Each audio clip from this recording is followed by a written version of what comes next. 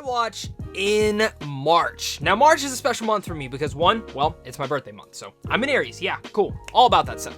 But the other cool thing about March was, well, I was quarantined for a majority of this month, so it was actually not quite nice in some capacities. It kind of sucks in general for all of our society, and it sucks all the movies that are getting pushed back, and in general, I don't want to focus on the negatives. I want to focus on the positives, and especially what I watched in this month of March. So let's keep it positive, guys. Make sure to comment down below. Let me know what movie you guys got to watch in March. What was your favorite? What movies did you guys like that I watched? What movies did you not like that I watched? Let's discuss it down there. That's gonna be my favorite thing that we do every single time I do this in the new months, and I'm glad that you guys really did enjoy this segment that I did in February, continuing into March.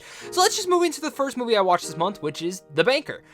This is the first Apple TV exclusive movie, and one that I was interested in because it stars Anthony Mackie, Samuel Jackson, and Nicholas Hoult. And personally for me, I actually really liked The Banker. I thought it was quite entertaining and engaging. Movies that has this like nice time to sink some time and money into, but the thing with it is Jackson, Hoult, and Mackie are fantastic, and I think the most fun aspect of this is truly in the third act, but that's also where it starts to kind of rush through some of the stories and the themes, and the way that it deals with race kind of felt like kind of a green book in a sense. I do have a full review on my channel, but this is a movie that kind of, it's good, but I thought there was potential to be better. Other movie I got to see as well was Never, Rarely, Sometimes, Always. This is a movie I actually had to miss at Sundance. And first off, it's coming to VOD this week, by the end of this week when this video should already be up. And you should check it out. This is one of the best films of the year. It's an extreme feast of a movie, one that grabs you and brings you into the emotional pain that our main protagonist is feeling. But the shots, the frames, and were all beautifully handled in the ways that only a fantastic director could bring about. And the other thing I love about this movie is the way that it frames men and the way that it doesn't feel so convoluted, and it walks a fine line between abortion, because that's what this film is about. Never pro or con to it, but it's very smart in the way that it executes all of its sorts of manners, and I really much appreciated that from director Elias Hitman. Also going into the next film I saw, which was The Way Back, and I missed my screener of this, but I was so excited to see it. It's on VOD now, and you should check it out if you didn't give to. First off, Affleck gives one of his best performances ever. It might be even his best performance. Truly, what a fantastic film. One that could play out in a familiar way, but doesn't. And like I already mentioned, Affleck, incredible. But this movie just shows more and more why Gavin O'Connor is one of the most underappreciated directors working today. This should have been a fall film. We could have been looking at some awards for them. And maybe with everything going about, this could actually garner some awards. I'm really hoping so, because both of them deserve some praise. So I got to see Onward again. I loved Onward. Onward Round 2 was just as magical as the first time. I think Pixar really has created another timely classic that will fill your heart with joy and excitement, while at the same time providing tears and heartfelt love all inside of it. Dan Skelton as the director, you really have a passionate tale here. And this is a story that the more and more I think about, the more and more I'm so excited about, and I'm happy it's coming to Disney Plus this week so I can get to check it out. Next one I saw was The Spencer Confidential, which is a Netflix exclusive movie directed by Peter Berg and starring Mark Wahlberg. And I don't know what it is about Mark Wahlberg and these straight B action films with Peter Berg, because they had 3 great movies back to back to back. And now these, the last one, 28 Mile, 8 Mile, whatever the hell it was called, let's just throw that one in the way, that was garbage. But Spencer Confidential, I hated the trailer. I actually didn't hate this movie though. I thought it was enjoyable for what it does. I expected to hate this movie, but Peter Berg and Mark Wahlberg movies I will always watch and give a chance to. Again, they had 3 big hits in a row that I really hit the mark for me. No pun intended, Mark. And I loved. Then Mile 22 came out. That's what it was called. And what a complete disaster that one was. This one was actually fun though. Winston Duke is actually the big star of this. He's so charming, and I just love what charming, energetic energy he's able to bring out. And Marky Mark is Mark, and he's the Funky Bunch, I guess, in here. This is the characters I like him playing in action films, but at the same time, I don't. I want him to do more stuff like Survivor or even Deepwater Horizon. This is a straight B action film that has some fun moments and a good enough story to get through. I wouldn't say this is one that hooks you and like is gonna be one of the best films of the year, but it was entertaining the most. Next one I saw was Up. This is a movie that I love. Every rewatch of Up just tugs at the heartstrings and reminds you that adventure is out there. And such a beautiful movie. One of the best scores ever, I can also put in there. The one thing is, when I do my Pixar rankings, the one thing that keeps us away from being like a near perfect movie is I feel like the emotional structure of the film is a little bit, after the first 10 minutes, is a little bit down because of the adventure aspect. And I don't love the villain in this one particularly well, but I do love the theme of adventures out there. And I think that's something that we all need to keep in mind, especially after this whole quarantine, and that we should find adventure out there and we should be going outside more. And it's kind of funny in that whole entirety. But the next one I have is Finding Nemo, which is a quotable, it's beautiful, it's hilarious, and it's easily one of the best adventure films ever created. The animation in this film was so far ahead of its time, unbelievable what they were able to pull off. Finding Nemo, I think it's a perfect movie. This is one of Pixar's best films. It's one that keeps me coming back to it, keeps me laughing, and totally the Tank Gang steals the movie every single time I watch it. Next one I saw was The Hunt, one that I actually expected to be disappointed in, and to be completely honest, it was actually pretty good. I think this is a pretty diverse movie though. Some people liked it, some didn't, but it subverts a lot of your expectations and will be a movie many will be talking about. Well, I think they would have been if it kept in theaters. It kind of is a giant middle finger to aspects of our society and tackles it in a very dark, satirical manner. All that said though, I dug it. And I really dug Betty Gilpin, who just glows in this. No pun intended if you watch Glow, but she is so excellent in here, and she deserves her own franchise at this point. The last movie I actually got to see in theaters was Bloodshot, which has a great premise that isn't executed greatly at all. I dug some of the action, but at times I couldn't even tell what was going on because it was filmed so bad. I dug the story, but then the pacing drags it, and the trailer spoiled so much. It has elements of the good early 2000 comic book movies, and then they have the terrible moments.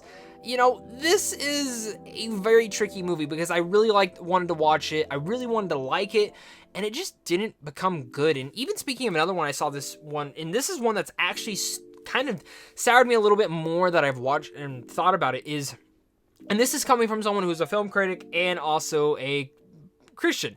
I still believe. I still believe in miracles, and kind of the message from this film, the story that is told, is good. I don't think it's told well, but I think the message in here is so strong. And if you want to know the story of Jeremy Camp, just go look it up yourself or read the book or something about it, because I don't think this movie does it justice. The only good part about this movie is that it will actually put it into the mind frame of more people so they can learn about it. But I think you'll get more of a better understanding just reading about it or listening to him actually talk about it. The film is a mess. It tries to remind you that it's a Jesus movie multiple times by mentioning, oh God this, oh God that, and it's so bad in that category that it's hard for me to honestly recommend this movie. And it's actually quite, how can I put it? It's actually really hard to get through because of how depressing it kind of is at times. Next one I have was Candyman. I finally got to see this movie before. I'd seen bits and pieces here and there, but I must say it was has some awesome, terrifying shots. Great mythology as well. The good performances as well. This is one that I see why it's a classic. Some elements don't hold up though, and there are some slow pieces, but overall it's satisfying. And definitely I won't be looking in the mirror anytime soon or saying Candyman, Candyman, Candyman, Candyman. I'm going to stop right there before I get slit.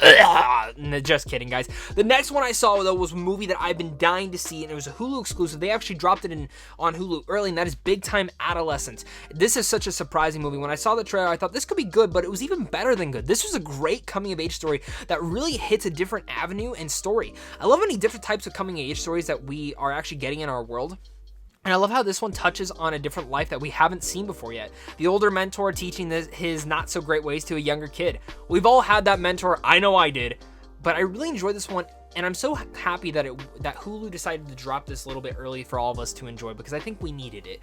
The next one I saw was an Amazon Prime movie, which is Blow the Man Down, which feels like Fargo in a sense. It's a chilling city filled with mystery, and I think the city is really the big character of this. It has a good story that has twists and turns that you might not have seen before that really ties into the city. But the third act kind of falls apart just a little bit, but it still has some great performances, and it's one that it's kind of stuck in the back of my head, and I love the way that they shot the movie overall. Another movie I got to rewatch was The Purge: Anarchy. There's not much to say about this one. This is easily the best Purge, and it kind of feels way too real right now. Easily the best one, and Frank Grillo is just so perfect in this movie. It kind of makes me sad that election year I really didn't like at all, and I wish it kind of would have followed in that same tone. The next one I watched was a Netflix exclusive film called Lost Girls. My girlfriend wanted to watch this, and I enjoyed this one a lot. The true story is really actually depressing, especially the outcome when you start reading about it, but I think this one might have worked better as a miniseries. There are tons of elements that feel rushed over, and even elements that happen to be with the characters that they do not go into, but when you start reading about it, you're like, that is totally messed up. But I love Mackenzie and Ryan, and I'm hearing the dynamics that both go in for this. You know, it has really good performances, and seeing all these people inside of this was good. The other two I started to do, and I haven't finished this marathon yet, but I have 2 movies that I've been in here, and this is, again, me and my girlfriend watching it. Rise of the Planet of the Apes is the first one. What a perfect start to a near-perfect trilogy. I love this movie. I love Caesar and what he evolves into, and the CGI and the visuals are immensely way ahead of its time. But then you go into Dawn of the Planet of the Apes, which I think is perfect. 5 out of 5 stars, honestly. Perfect. Best of the bunch, and love this film. The performances, the set pieces, they're just something so personal and emotional about this one that mixes the best aspects of everything that has made these what they are. And that doesn't go as far to say, I think War of the Planet of the Apes is honestly perfect as well. But I think this one is the best of the bunch in the way that it mixes all the genres. We also watched Dear John. Dear John, thank you for being good. This is one of the better romantic movies out there that I think kind of goes under the radar when people talk about it. Also, my dad loves this movie to pieces, and that is Mike and Dave Need Wedding Dates. Now, I've probably seen this movie 10 times or so. Is this a great made film? No. But it's hilarious. And the chemistry between the whole cast in here is really what makes this film perfect. Not perfect, but perfect in the way that this film is portrayed, and it keeps you laughing, keeps you having fun, and it's one of those films that feels a little bit outrageous. And I remember when this film came out, so many people trashed on this one. I thought it was honestly quite fun.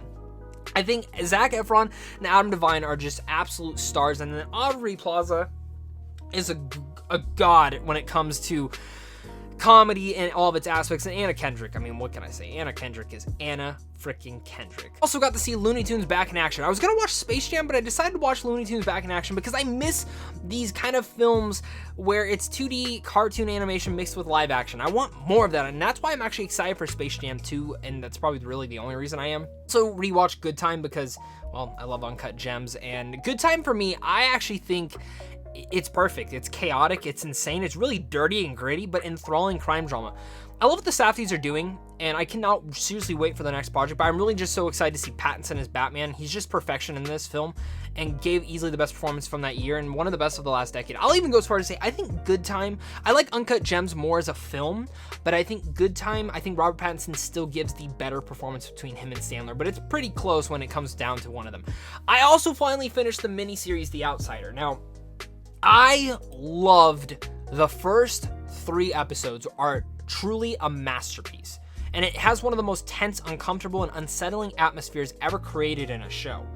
And Irvio and Mendelsohn are incredible, Bateman's great, but then when it gets into episodes 4 through 7, it gets a little bit muddled and the pacing slows down. This is where I actually think the show should have been 1 to 6 episodes, and I think it would have been perfect. I think it's okay to have those mythology building episodes to kind of understand the whole gripes of everything going on. But when it gets to 8 and 10, it starts to get back to 1 and 3, but then 10 starts off powerfully, and the back half feels like an epilogue to the show. Still good, and I'm so happy stories like this exist. There is talk of a second season. I'm actually kind of for that if it happens, but I guess we will find out if that actually does. The other film I got to watch on my birthday, well, I actually watched a couple films on my birthday. This Is the End. This is one of my favorite comedies of all time. With the whole world kind of seeming to be an apocalypse, this is one of the films that I definitely wanted to watch again, and This Is the End is, well, This Is the End. I still want the sequel, This Is Really the End. I don't know if we'll ever get it, but Danny McBride just steals the whole entire show in here, and just I could rewatch this every single day and be completely fine. The other one I rewatched was Tarzan. Honestly, when people talk about Disney animated films, this is one of the most underrated Disney animated films because the music is some of the best in any Disney film ever. The animation was super ahead of its time, and honestly, the movie is just charming, fun, and it's a big adventure inside the jungle. I also got to finally show my family Uncut Gems. This is the round 6 for me, and I love this film. Sandler definitely should have been nominated. The thing with this movie, though, is, you know, my parents didn't love this movie, and I was kind of sad. You know, they didn't like the ending either. I was kind of, it kind of happened, and I thought they were going to be shocked. Every other person I've seen, their jaw hit the floor, and they just didn't get surprised. But I love the movie. That's all that matters. The next one I watched was a documentary I've actually been wanting to see for a while, and that's Wrinkles the Clown. And meh, it wasn't that great. I was really excited about this one, but I really couldn't care anymore for this. I didn't like the direction they took with this. I thought the first half was actually quite intriguing, but then it kind of just got into the back half, which got a little bit better, but it just still never stuck the landing. And I feel like this was an intriguing concept, but there was nothing more under the surface than what it actually was. And I don't know if I'm in the minority on this, but it didn't catch my attention. My family also watched Jumanji: The Next Level, which I still find this movie funny. I think Welcome to the Jungle was still the better one, but the actors are having such a blast playing different people, and that's the best concept of it all. The flying horse, though, and the tearing apart of the relation between the two characters is still my least favorite aspect, and that's kind of the stuff that kind of falters the film in just a couple capabilities, but this is still a fun movie, and if they keep making films like this, I'll be all for it. Also got to see The Gambler for the first time, which I actually got the movie on my birthday, and this has a great performance. I really love Mark and Brie Larson in this film. I thought they were great. This feels like a much slower paced version of Uncut Gems, but I've been wanting to see this for a while, and I'm glad I finally did. And honestly, John Goodman, I just love seeing him in movies. He's so freaking great. I also got to rewatch Batman v Superman: Dawn of Justice, the Ultimate Edition, though. It's the 4-year anniversary of it. I remember this film came out on my birthday 4 years ago, and I liked the regular edition, but I didn't love it. And then I love, though, upon rewatches, how Zack Snyder structured this film as more as a drama with big action set pieces. And some people can pick apart some of the script dialogue in some moments here and there, but I'm kind of still for it. The Ultimate Edition, though, I think is a big night and day difference for me. I think it actually shows the Superman perspective. I think it shows both ideologies and why they're actually fighting. I think it structures out Jesse Eisenberg's Lex Luthor just a bit more to kind of understand him. And I'll defend this movie. I love almost every single second in this Ultimate Edition. Zack Snyder's take on the superhero genre grows on me with every rewatch, and I love the story that he's telling in here. I think Kent and Bruce's ideas and passions against each other make this for such a great movie. Plus, the action here is actually really phenomenal. Some people might have an issue with all the CGI, but some of the best Batman movies moments are in here, and same with Superman. Wish we would have got more of the Vision Snyder setup, and I actually wish we would have finished that out. I think it would have actually came out to be a formulated best thing, because it feels like I go back and forth. I love Man of Steel and I love Batman v Superman. Justice League's not his film, and I hope to see his Snyder cut eventually. And the last film I watched for this month of March was True Lies. This was a first time watch for me. Really underrated movie that I don't think enough people mention this when talking about Arnold or Cameron. Actually has some great action set pieces, lots of great humor, truly. And honestly, Jamie Lee Curtis and Arnold have such great chemistry, but the way that they get Jamie Lee Curtis into the story plot of this is actually hilarious and actually really feels real to this. It's a little dated in some ways, especially with the technology, but this is still such a fun movie. And honestly, when I talk about Arnold and Cameron, I think this is top 3 Cameron movies, and I think this is top 3 Arnold films, to be honest. Guys, that's what I watched in the month of March. Thank you guys so much for watching this. I hope you guys did enjoy it. I can't wait to hear your guys' thoughts on what you guys also watched in March. And of course, just a big thank you to you and a big thank you to my Patreon supporters. Thank you guys for all the support. It really means the world to me. Look out for more videos soon. And of course, keep washing your hands, stay safe, and stay quarantined, guys. We gotta stay home so we can get outside sooner than later. Thank you guys so much for watching, and of course, until next time, stay classy.